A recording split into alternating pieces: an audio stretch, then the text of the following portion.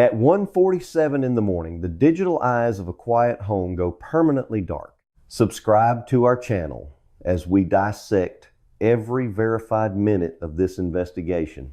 Every beat of her heart, every fluctuation in her pulse was translated into encrypted data and transmitted through the air to the phone. This silent digital conversation continued flawlessly throughout the night, even after the external security cameras were brutally blinded at 1:47 in the morning.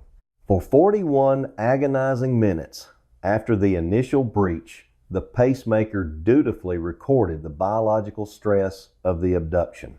It logged the terrifying reality of those moments in cold clinical data points. And then the transmission suffered a catastrophic failure. At exactly 2:28 in the morning, the digital tether snapped. The pacemaker abruptly ceased all synchronization with the phone. The medical data stream flatlined, not because the heart stopped beating, but because the physical distance between the transmitter in her chest and the receiver on the nightstand exceeded the maximum range of the wireless connection. At 2:28 in the morning, the victim was forcefully moved outside the broadcast radius of her own bedroom. The timeline of this abduction is a jigsaw puzzle of severed signals and biological data points. The phone was left behind sitting uselessly on the table while its paired device was carried out into the desert night. This microscopic severing of a radio frequency is the most chilling piece of evidence in the entire case file. It provides an absolute, indisputable timestamp for the exact moment the victim was taken off the property. It is a technological scream echoing in the silence of the empty house. The intruder thought they had erased their tracks by covering a camera lens, but they were completely outsmarted by a piece of medical hardware the size of a silver dollar. The timeline is now pinned to a wall by this single indisputable data point. 2:28 in the morning is the moment of vanishing.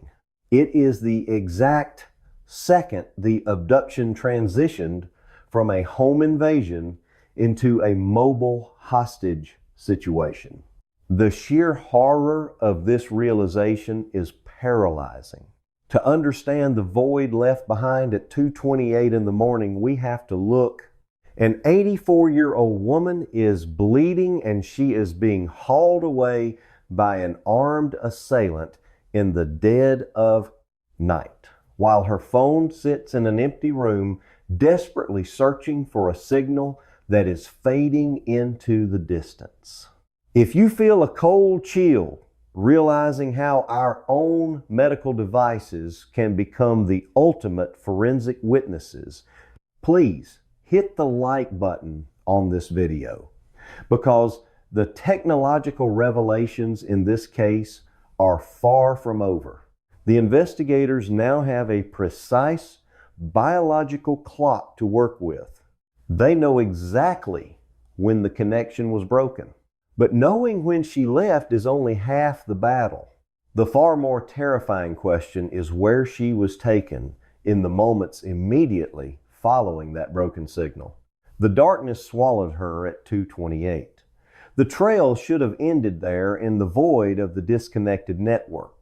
But the digital footprint of a modern city is a hydra away from the empty house and focus on the digital breadcrumbs trailing into the dark.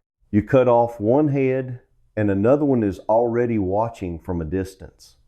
The timeline is about to fracture again. The morning sun rises over Tucson, revealing a crime scene defined by its terrifying absences. An empty bed, a disconnected camera, an abandoned phone, and a few drops of blood on the concrete. The authorities immediately launch a massive dragnet radiating outward from the residence. Search and rescue teams scour the desert brush while forensic technicians painstakingly catalog the microscopic debris left behind in the dark zone. The pressure is suffocating. Every passing hour degrades the probability of finding an 84-year-old victim alive. And then a sudden breakthrough pierces the gloom of the initial investigation. Search teams combing a route approximately 2 miles away from the primary crime scene discover a discarded glove lying in the dirt. It is a solitary piece of fabric, totally out of place in the desert landscape. The item is immediately bagged and rushed to the state crime laboratory for emergency processing. The investigators are faced with a terrifying silence, but the data never actually sleeps. The hopes of the entire investigative task force are pinned on this single piece of physical evidence.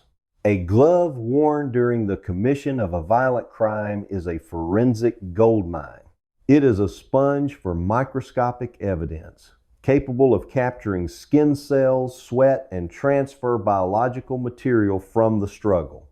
The laboratory technicians work frantically to extract a genetic profile from the fabric.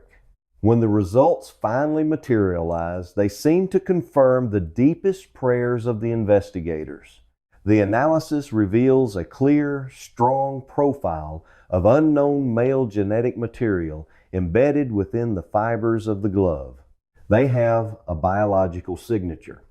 They have a physical connection to a suspect who was operating just 2 miles from the extraction point. The net feels like it is suddenly tightening. The authorities begin running the genetic profile through national databases, anticipating a direct hit that will blow the case wide open. But the physical evidence is not the only front in this war. It just waits for someone to ask the right questions. While the laboratory focuses on the glove, a psychological weapon is deployed by the perpetrators.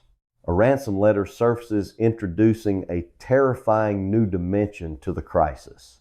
The communication is cold, calculated, and entirely modern. The alleged kidnappers demand a massive financial payout, but they refuse to deal in traceable currency. They mandate that the ransom must be paid entirely in cryptocurrency. This demand completely shifts the landscape of the investigation. It confirms the deepest fears of the family. The victim is being held hostage for financial leverage. The use of cryptocurrency further underscores the sophistication of the operation. This is not a desperate local criminal. This is an organized entity utilizing decentralized digital ledgers to launder the proceeds of a violent abduction. We are looking at a masterclass in digital evasion, or perhaps a series of fatal miscalculations by an unknown intruder.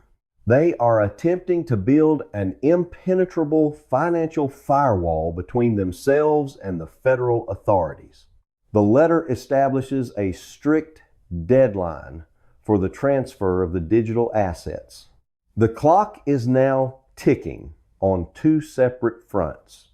The biological clock of an injured elderly woman and the digital countdown imposed by her captors. The tension is absolutely unbearable. The authorities are actively hunting a male suspect based on the genetic material from the glove, while simultaneously trying to trace the untraceable origins of a digital wallet. They are fighting a ghost in the physical world and a phantom in the financial system. Every resource is deployed to crack the encryption of the ransom demand and to match the genetic profile of the discarded glove. It feels as though the walls are closing in on the kidnappers. The evidence is mounting, the demands are clear, and the investigative machinery of the federal government is operating at maximum capacity. The sequence of these technological failures is not a coincidence. The breakthrough feels imminent. The rescue operation feels like it is just hours away from execution. The narrative is building toward a massive tactical strike based on the genetic and digital clues. But the foundation of this entire investigative phase is built on sand. The certainty of the science is about to collide violently with the chaotic reality of the physical world. The pieces of the puzzle look perfect, but they belong to an entirely different picture. The high stakes of the forensic laboratory soon crumble into a devastating reality for the Tucson investigators. The genetic profile extracted from the discarded desert glove does not belong to a seasoned kidnapper or a digital extortionist. Instead, it is matched to a local restaurant employee who simply lost his work gear while walking home days before the abduction. This revelation is a crushing blow to the momentum of the case, as the primary physical lead is officially categorized as a red herring. Simultaneously, the trail of the cryptocurrency ransom demand begins to grow cold. It is a carefully orchestrated blackout designed to blind the authorities. The digital wallet remains stagnant with no movement of assets and no further communication from the alleged captors. The window of opportunity to trace the financial transit is closing, and the family is left staring at a silent screen. The authorities are forced to reckon with a terrifying possibility that they are being intentionally misled by a series of false flags. Every breadcrumb seems to lead to a dead end. The blood on the porch remains the only indisputable fact, while the rest of the investigation dissolves into a fog of digital ghosts and coincidental debris.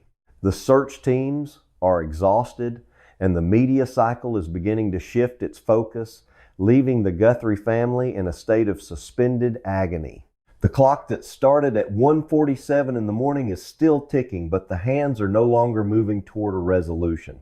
They are moving toward a permanent silence. The investigators return to the very beginning of the timeline, searching for a single detail that was overlooked in the initial chaos. They need something that isn't a planted glove or an untraceable email. But the digital ecosystem of a modern neighborhood is vast and overlapping. They need a witness that the perpetrator couldn't possibly have anticipated or manipulated. The search for this witness takes them away from the primary crime scene and into the surrounding neighborhood, where another set of digital eyes was silently recording the street. The questions are mounting, and the answers are nowhere to be found in the traditional forensic toolkit. We are left wondering if the perpetrator has truly committed the perfect crime by leveraging the very technology meant to protect us. If you are as frustrated as the investigators by these mounting dead ends, please share your theories in the comments below as we prepare to reveal the one piece of evidence that changed everything. The investigation is about to pivot from the microscopic world of DNA to the macroscopic world of neighborhood surveillance networks. The focus shifts 2.5 miles away to a residential street that should have been empty in the early hours of February 1st. This is where the digital ghost of the abduction finally takes a physical form. A gloved hand covers the lens of a security camera and severs the connection, leaving only static in its wake. When one camera dies, another is always watching. The investigators are no longer looking for a single suspect, but for a pattern of movement that defies the natural rhythm of the city. The silence of the desert is about to be broken by a synchronized sequence of events that the perpetrator thought was buried in the dark. The stage is set for a final confrontation between forensic data and the cold reality of a getaway route that was supposed to be invisible. The breakthrough does not come from the victim's house, but from the Ring camera of a neighbor named Mr. Lamy. While the primary security system was blinded, this secondary device was capturing the pulse of the entire street from a distance. The footage reveals a haunting procession. At exactly 2:30 in the morning, a convoy of 12 unidentified vehicles moves in a tight formation down a normally deserted secondary road. This is just 120 seconds after the pacemaker inside the victim's chest lost its connection to the world. The mathematical precision of this timing is impossible to ignore. 2 minutes to travel 2.5 miles is a direct match for a vehicle moving at high speed toward the outskirts of the city. The peak one mystery of the disconnected medical device is finally anchored to a physical movement in the real world. When a heart monitor goes offline, the absence of that data becomes a vital clue itself. The 12 vehicles represent a massive logistical operation that far exceeds the capabilities of a lone intruder. This was not a kidnapping. It was an extraction. The camera footage provides the first look at the scale of the adversary. The authorities realized that the red herrings and the false leads were designed to buy time for this specific convoy to vanish into the vast Arizona wilderness. The 2-minute gap is the smoking gun. It is the bridge between a biological flatline and a mechanical escape. The Ring camera captured the exact moment the victim was transitioned from a residential street to an unknown destination. The sheer audacity of moving 12 vehicles in unison suggests a level of coordination rarely seen in domestic crimes. It points toward a professional organization that understands how to exploit the gaps in municipal surveillance. The investigators now have a direction of travel and a specific fleet of vehicles to track. The silence is deafening, but the timeline is entirely forensic. The mystery of the 2:28 a.m. disconnect is no longer a technological anomaly. It is a geographic marker.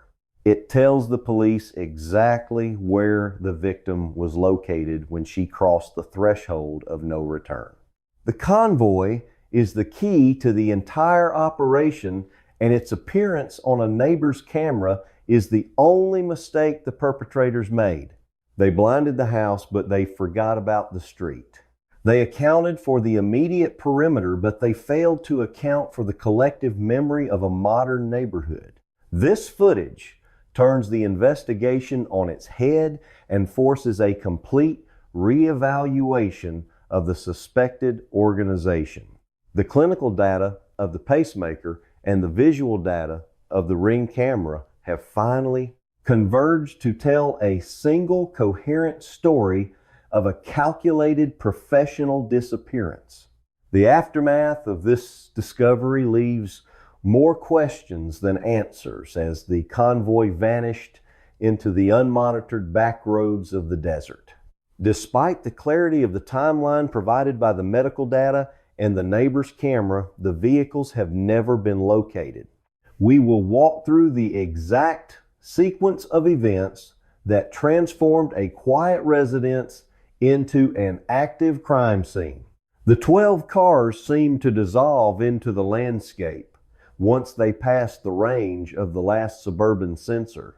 The FBI has officially labeled the convoy footage as a dead end, citing the lack of legible license plates and the generic makes and models of the vehicles involved.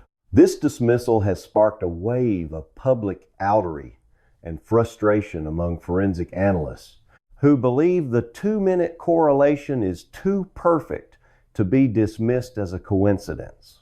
The ransom demands have ceased entirely, and no further biological evidence has been recovered since the initial discovery of the blood on the porch. Nancy Guthrie remains a missing person, and the case has transitioned into the cold files of the local authorities. The family continues to plead for information, but the digital trail has reached its absolute limit. The house has been sold and the security systems have been upgraded, but the memory of that night remains a permanent stain on the community. One lingering question continues to haunt the investigators. The anatomy of a targeted abduction rarely begins on the night of the crime itself. If the convoy was a coordinated distraction, why was there no activity on any other secondary roads that night? The singular focus of that 12-vehicle movement remains the most compelling and frustrating piece of the puzzle. It is a ghost in the machine that refusing to be exorcised.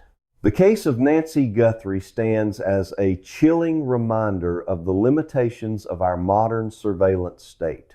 We are surrounded by sensors and trackers, but they are only as effective as the people who interpret the data. The resolution is not a closure, but a transition into a permanent state of searching. The desert holds its secrets well, and the digital footprint of a human life can be erased in a matter of seconds if the perpetrator knows where the off switch is located. The silence that began at 2:28 in the morning continues to this day, leaving a void that no amount of forensic science has been able to fill. Long before the front door is breached and long before the cameras are blinded, there is a silent period of observation. This investigation forces us to confront a dual reality about our modern world. First, there is the tangible value of our digital footprints. The case demonstrates that forensic science has evolved beyond fingerprints and shell casings. We are now in an era where an implanted medical device can provide a more accurate testimony than a human witness. The 2-minute window identified by the pacemaker is a landmark moment in digital forensics, proving that our biological data is a constant broadcaster of our location and status. However, the second goal of this analysis is to recognize the systemic failure of our surveillance infrastructure. What this case teaches us about the illusion of digital isolation is that our security is only as strong as the weakest link in the network. The perpetrators successfully exploited the gaps between private home security and public road monitoring. They understood that by blinding a single camera, they could create a tactical blind spot that the rest of the system was unable to compensate for. According to local reporting from WFIN, a neighbor named Mr. Lamy noticed, "This case reveals a profound vulnerability in how we protect our most vulnerable citizens. We rely on a patchwork of disconnected devices that offer the appearance of safety without the coordination of a true security net." From an analytical perspective, the Guthrie abduction is a case study in tactical evasion. It shows that an organized adversary can use our own technology against us by creating false signals and leveraging the lag time in investigative response. It is a call to action for a more integrated approach to community safety, where data from diverse sources can be synthesized in real time to prevent the very vanishing acts we have witnessed here. As we close this chapter of the Guthrie investigation, we are left with a sobering thought about the nature of our own privacy and protection. We live in a world where our most intimate biological functions are recorded in the cloud, yet an entire convoy of vehicles can disappear without a trace. The contradiction is the heart of the mystery. If you want to dive deeper into how digital forensics is changing the landscape, a severe shift in the behavior of his dog 20 days before the incident of true crime, watch our next video on the hidden data inside smart appliances. I am your host for Ellis Case Reports, and we will continue to follow the evidence wherever it leads. The search for Nancy Guthrie is not over as long as the data is still being analyzed. Subscribe and stay tuned for the next breakdown of a cold case brought back to life by modern science. Your eyes on these files are the first step toward a resolution. On January 11th, the animal began barking obsessively toward the property of the victim. This was not a passing distraction.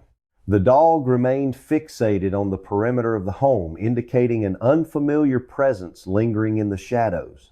Exactly 41 minutes later, at 2:28 in the morning, a biological metronome hidden deep inside a human chest stops broadcasting its rhythm to the outside world. Authorities are now reportedly demanding security footage stretching back 3 full weeks to analyze this specific window of time. They are looking for the ghost of an alleged surveillance operation. This single anomaly shatters the initial assumption of a random burglary gone wrong. Burglars do not spend 3 weeks mapping the daily routines of an 84-year-old target. This sustained attention suggests a highly calculated plot executed by someone who needed to know the exact layout of the property, the blind spots in the camera coverage, and the precise schedule of the occupant.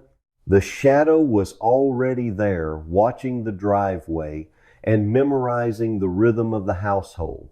Fast forward 20 days to the evening of January 31st. The air in Tucson is cold and the streets are quiet. At 9:48 in the evening, Nancy Guthrie is dropped off at her residence by her family.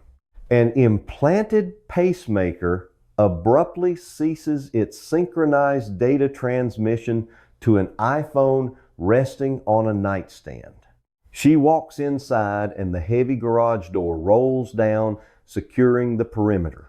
The closing of that door creates a profound illusion of safety. Inside the house, the temperature is controlled, the lights are warm, and the modern security systems are armed and blinking. It is a fortress of domestic tranquility. But the fortress has already been compromised by the sheer weight of the observation it has been under. The closing of the garage door is not the end of the day. It is the final trigger for a plan that has been gestating for 20 days. Every habit, every footstep, and every vulnerability has been cataloged. The target is now isolated inside the structure, perfectly positioned for the next phase of the operation. The neighborhood is completely silent as the hours tick past midnight. The unease settles over the property like a heavy blanket. And then just 2 minutes after that, at 2:30 in the morning, a completely separate surveillance network captures inside the home, an elderly woman prepares for bed, entirely unaware that the perimeter of her safe haven has been thoroughly mapped by an unseen predator. The digital sentinels are on duty, but they are about to be systematically dismantled by someone who knows exactly where they are mounted. The darkness outside is not empty. It is waiting for the precise moment when the house falls into its deepest sleep. The countdown has already begun, and the protective walls of the home are nothing more than a temporary delay. The illusion of absolute security is about to be violently shattered by an intruder who has already mentally rehearsed every single step of the breach. The execution of the breach begins in the darkest hour of the morning. The digital perimeter is the first obstacle, and the intruder addresses it with chilling efficiency. Federal Bureau of Investigation press releases confirm the physical appearance of the suspected individual captured in fleeting moments before the blackout. A faceless figure emerges from the night wearing a heavy backpack and carrying a handgun secured in a visible holster. This is not a frantic smash and grab operation. Procession of 12 anonymous vehicles cutting through the dead of night on a deserted secondary road 2.5 miles away. The visible firearm and the tactical gear suggest a high level of preparedness and a clear willingness to escalate to lethal violence if necessary. The suspect approaches the primary entry point with a singular focus. At exactly 1:47 in the morning, the primary security camera is covered. A gloved hand completely obscures the lens, and within seconds, the device is disconnected from the network. The video feed cuts to black. The audio recording abruptly stops. The eyes and ears of the house are surgically removed from the equation. The intruder operates with a terrifying calmness, demonstrating a prior knowledge of the security architecture of the home. By blinding the camera, the suspect creates a localized dark zone, a pocket of invisibility right on the front porch. What happens next occurs entirely off camera in the blind spot manufactured by the attacker. There is no digital record of the forced entry. What exactly unfolds in that terrible window of 120 seconds? There's no audio of a struggle or a cry for help. The house is breached and the sanctuary is violated in complete silence. But physical reality always leaves a trace, even when the cameras are dead. The forensic teams descending on the property hours later find a grim testament to the violence that unfolded in that dark zone. Scattered across the porch are distinct drops of blood. Laboratory analysis later confirms a direct biological match. The blood belongs to Nancy Guthrie. This physical evidence completely transforms the nature of the investigation. It elevates the situation from a home invasion to a violent abduction. The presence of her blood outside the home indicates that she was physically removed from the premises and that she sustained an injury during the extraction. The 84-year-old woman did not leave willingly. She was taken. How does an 84-year-old woman vanish into thin air while her digital footprint crumbles piece by piece?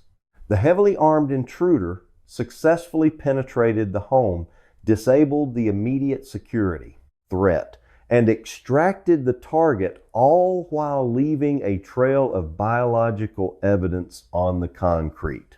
The blood on the porch is the last physical anchor connecting the victim to her home. It is a stark, violent contrast to the sterile digital disconnect of the camera. The timeline is now moving aggressively forward. The house has been conquered. The target has been acquired. And the perpetrator is now navigating the logistical nightmare of transporting an injured hostage away from the primary crime scene. The intruder believes they have operated flawlessly by blinding the external camera. They believe they have severed the connection to the outside world, but they have made a catastrophic miscalculation. They have focused entirely on the visible security measures, the cameras, the locks, the external alarms. They have completely ignored the invisible network of data pulsating from within the target herself. Welcome to Ellis Case Reports, where we tear apart the timelines of the most baffling mysteries. The intruder does not realize that while the external camera is blind, the victim is still broadcasting. A microscopic beacon of life is still transmitting its data, completely oblivious to the violence occurring around it. The true digital witness is not mounted on the wall. It is beating inside the chest of the victim. In the realm of modern criminal investigation, the human body is no longer just a collection of cells and tissues. It is an active node in a vast internet of things.